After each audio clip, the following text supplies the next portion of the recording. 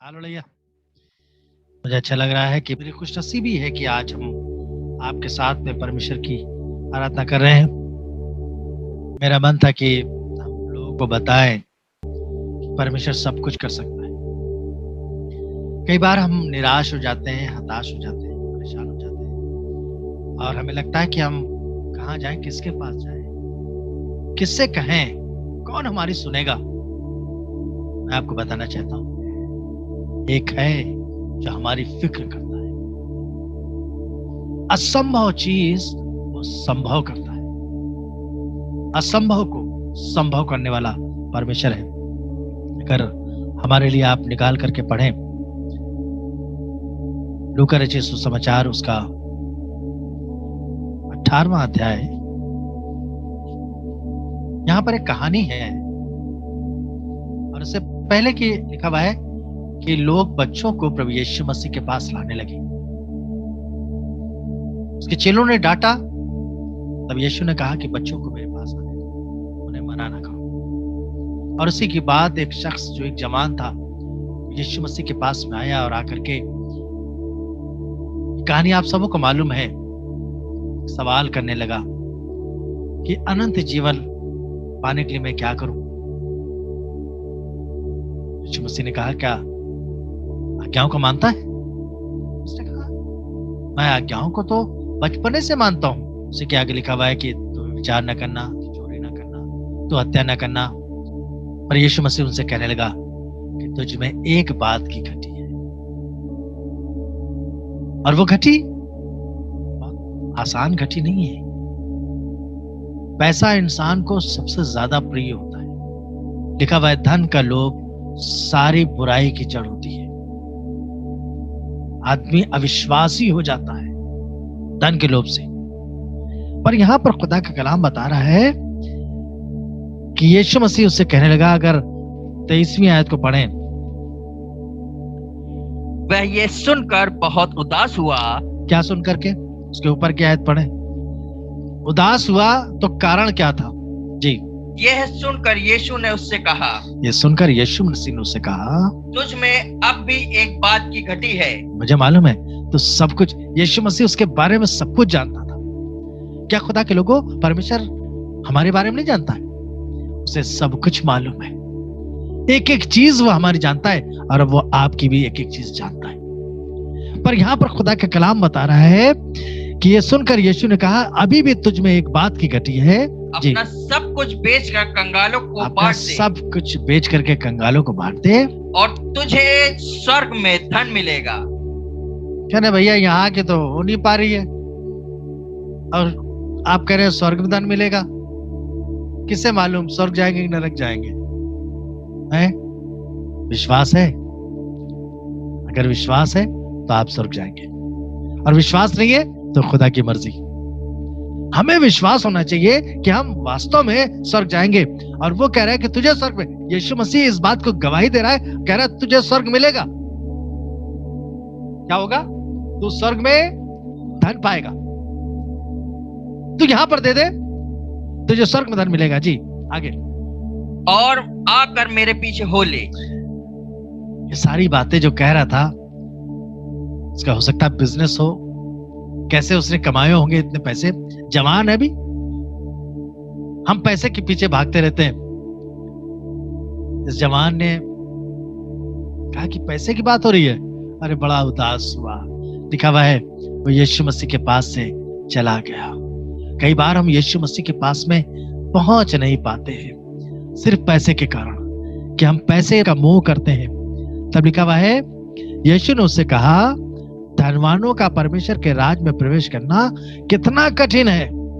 ये जो धनवान है ये वापस चला गया कि धनवानों का परमेश्वर के राज में प्रवेश करना कितना कठिन है। यानी अब कंफ्यूजन है कि ये स्वर्ग जाएगा कि नहीं जाएगा, परमेश्वर के राज में दाखिल होगा कि नहीं होगा। वो यीशु मसीह बता रहा है कि तुझे स्वर्ग में धन मिलेगा।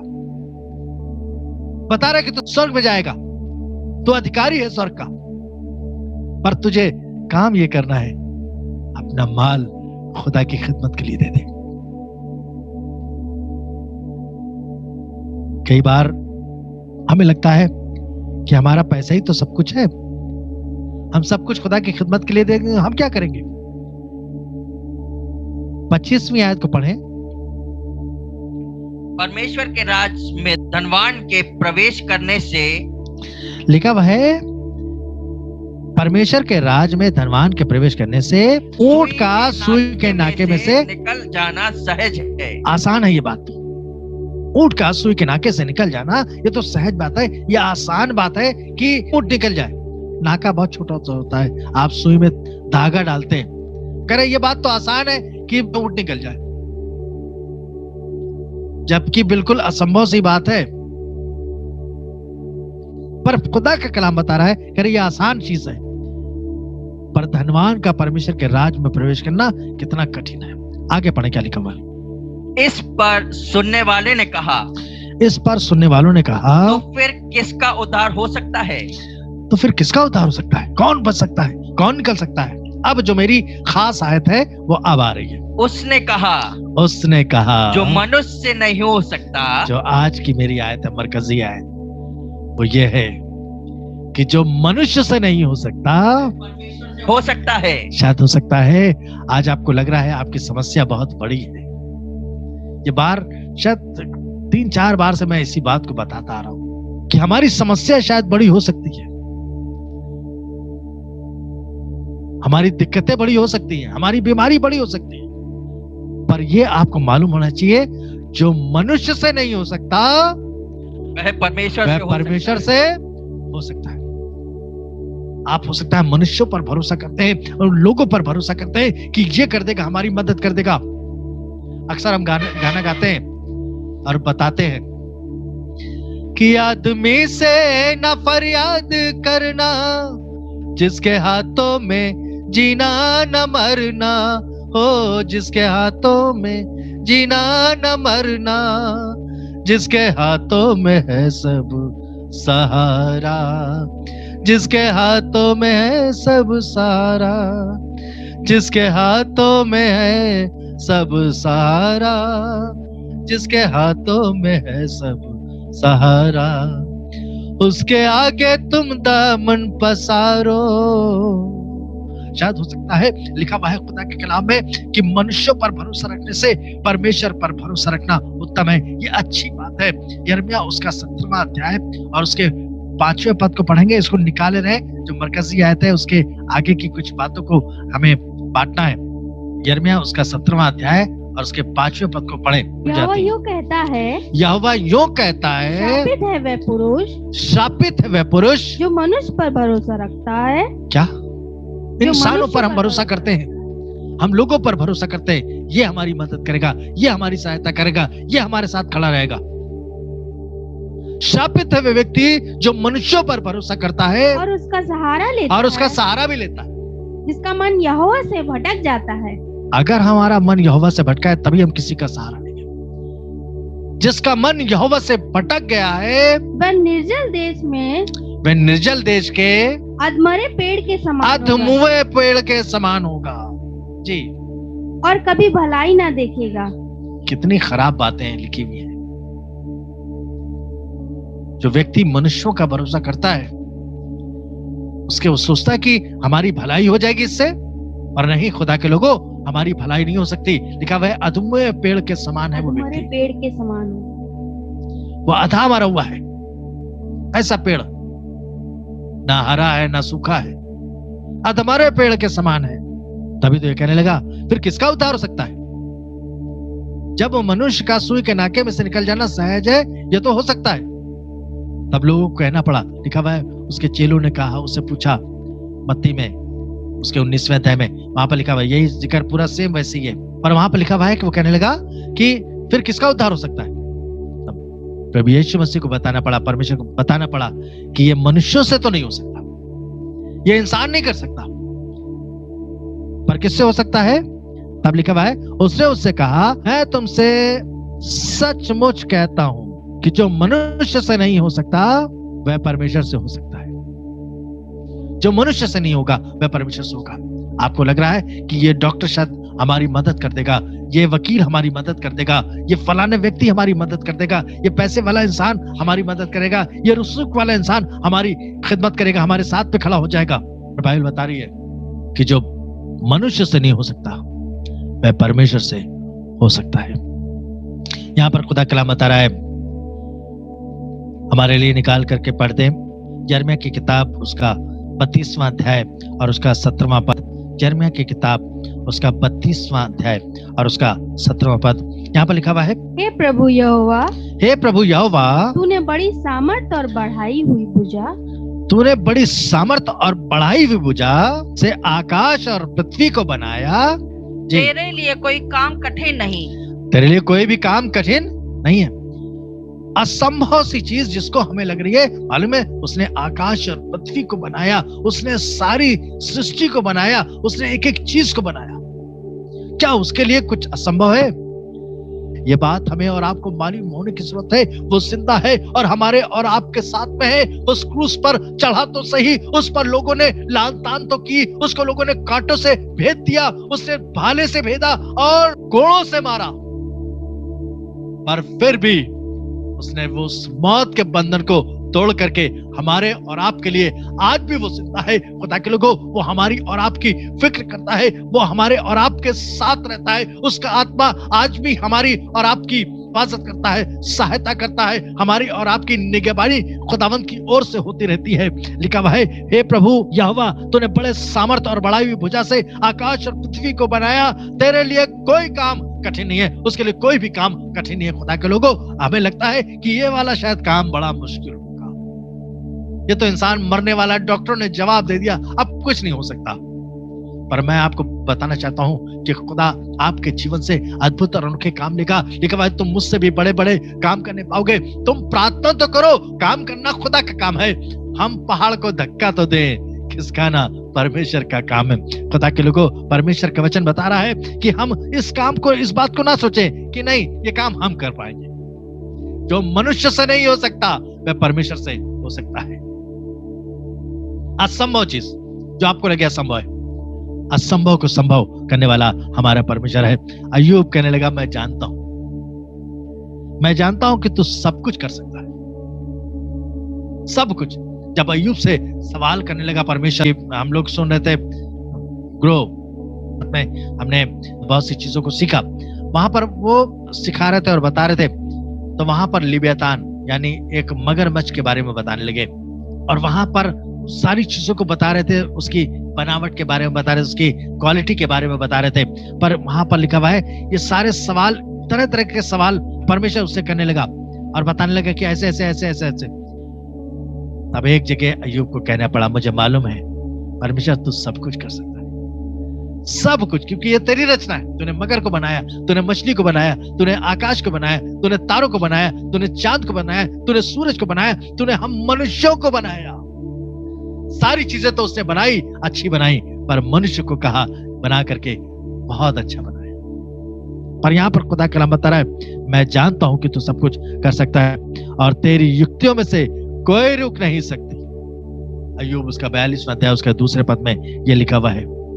पर जब परमेश्वर का वचन हम पढ़ रहे थे, लूका उसका पहला अध्याय और उसका 37वां पद, आप सभी को मालूम है कि परमेश्वर का फरिश्ता आया और आकर के उसने उससे बताने लगा कि ऐसा ऐसा होगा।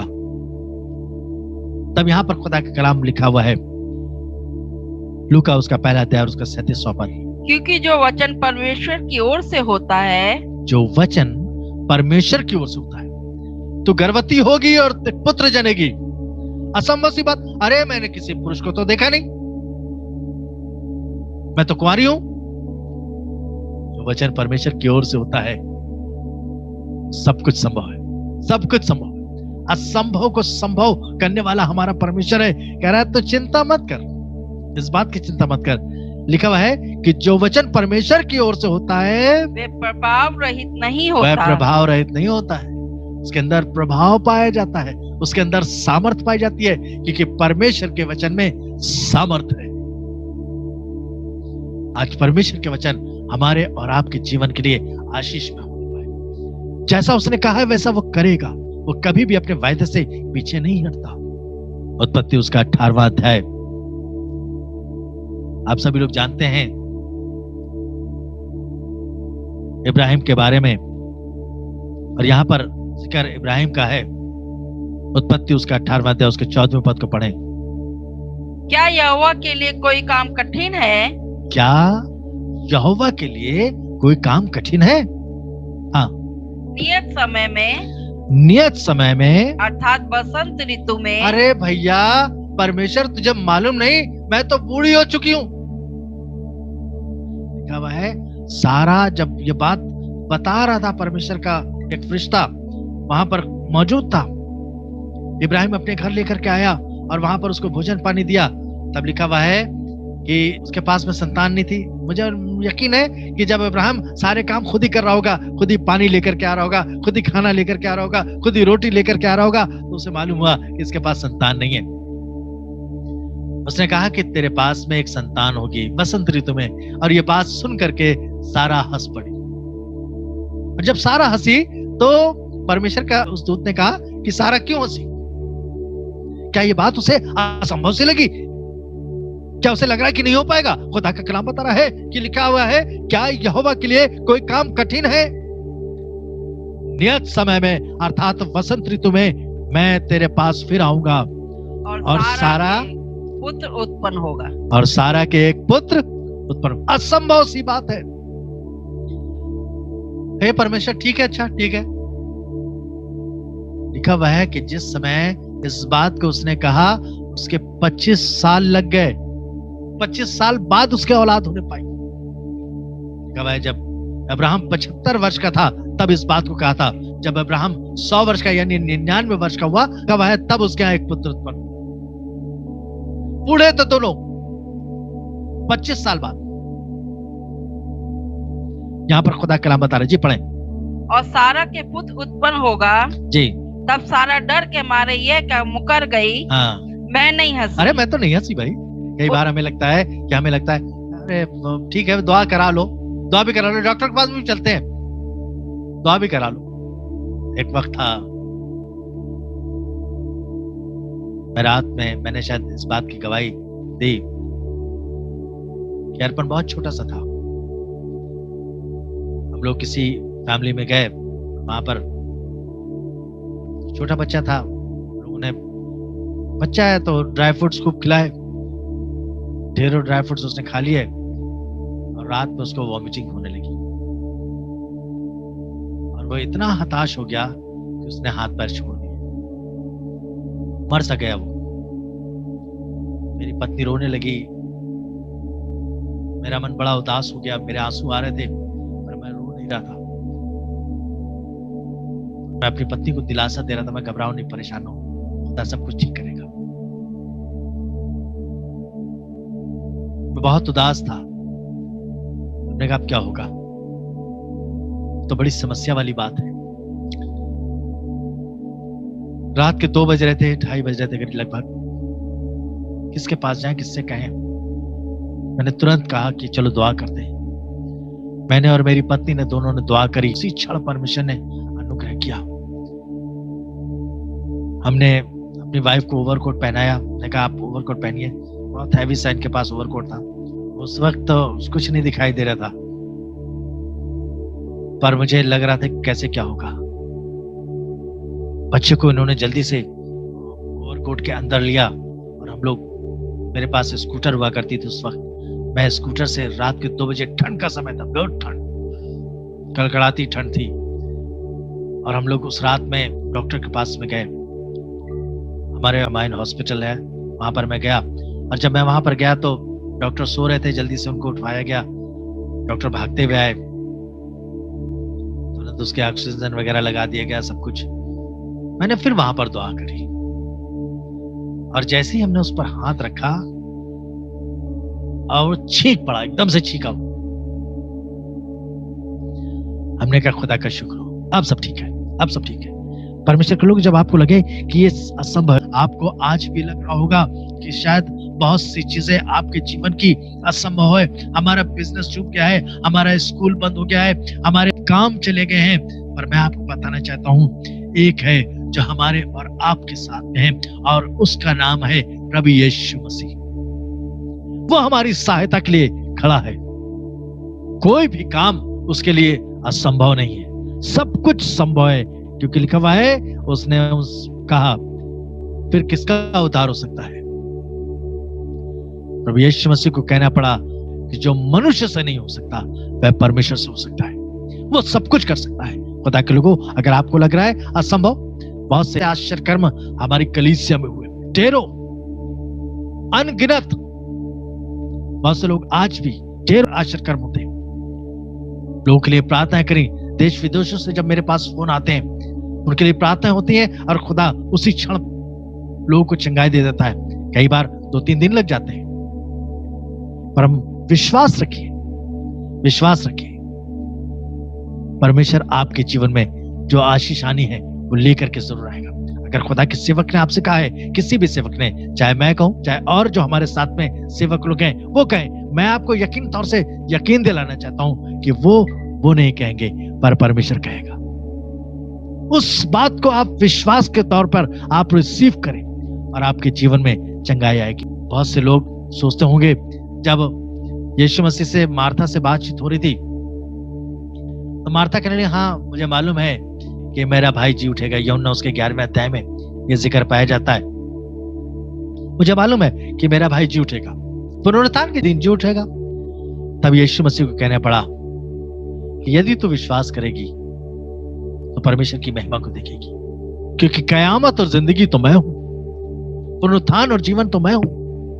जो मुझ पर विश्वास करता है कि वह मर भी जाए तो अब जी उठेगा, और जो मुझ पर ईमान रखता है वो हमेशा तक जिंदा रहेगा। हमेशा की जिंदगी देने के लिए खुदावंद यीशु मसीह हमसे और आपसे कह रहा है, असंभव चीज को संभव करेगा। यहां पर इसी जिक्र को अगर हम आगे पढ़ेंगे, अगर आप उसी के आगे पढ़ें, लूका उसका 18वां अध्याय और उसकी 28वीं आयत को पढ़ें, ये अपनी बात बताने लगा। पतरस कहने लगा कि अरे परमेश्वर, तुझे मालूम है मैंने तो अपना सब कुछ छोड़ दिया। तू सोच रहा है कि मैंने कुछ नहीं छोड़ा, मैंने सब कुछ छोड़ दिया तेरे लिए, वो भी। यहाँ पर खुदा का कलाम बता रहा, पढ़े। पतरस ने कहा, देख हम तो घर बार छोड़कर तेरे पीछे हो लिए हैं। मैंने तो घर बार छोड़ दिया और तेरे पीछे हो लिए जी। उसने उनसे कहा, मैं तुमसे सच कहता हूँ कि ऐसा कोई नहीं जिसने परमेश्वर के राज्य के लिए परमेश्वर के राज्य के लिए घर या पत्नी या भाइयों या भाई या माता पिता या बाल बच्चों को छोड़ दिया हो। और इस समय प्रेजेंट टाइम की बात कर रहा है कि इस समय कई गुना अधिक ना पाए। अगर तूने किया पिछले समय में तो ये बात समझ ले कि खुदा तुझे आज बरकत देगा। खुदा तुझे आज बरकत देने जा रहा है। परमेश्वर के लोगों, अगर हमने परमेश्वर के लिए कुछ भी किया है तो आज बात जान लीजिए कि खुदा आपके जीवन में आशीष लेकर के आने वाला है। और खुदा का कलाम यहाँ पर बता रहा है कि तुझे आज बरकत मिलेगी जी, और आने वाले युग में अनंत जीवन। और आने वाले युग में जब हम खुदावंत के पास जाएंगे, जब तुरही फूकी जाएगी और हम सब खुदा के पास में होंगे, तब वो कह रहा है कि मैं तुझे अनंत जीवन। तेरे पास में ये बात मत सोच कि तुझे अनंत जीवन नहीं मिलेगा, तुझे अनंत जीवन मिलेगा, हमेशा की जिंदगी। वो हमें हमेशा की जिंदगी देना चाहता है। आज उस खुदावंत से कहे, खुदावंत हम पर फजल कर।